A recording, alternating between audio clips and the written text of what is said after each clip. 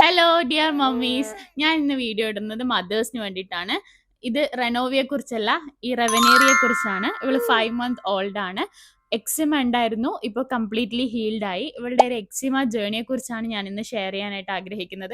ഇത് ഷെയർ ചെയ്യാനുള്ള main reason എന്താന്ന് പറഞ്ഞു വെച്ചാൽ, ഞാൻ ഓൾറെഡി ഇവൾക്ക് എക്സിമ വന്നപ്പോൾ ഒരുപാട് പാനിക്ഡ് ആയിരുന്നു. കാരണം ഞാൻ ഒരുപാട് ChatGPT അതുപോലെ എല്ലാ സോഷ്യൽ മീഡിയ പ്ലാറ്റ്ഫോംസിലും പോയിട്ട് സെർച്ച് ചെയ്തപ്പോൾ കുറച്ച് ഫോറിനേഴ്സിന്റെ വീഡിയോ കണ്ടു. ഈ എക്സിമന്റെ ഭയങ്കര സിവിയർ കണ്ടീഷനിലുള്ള വീഡിയോസാണ് ഞാൻ കൂടുതലും കണ്ടത്.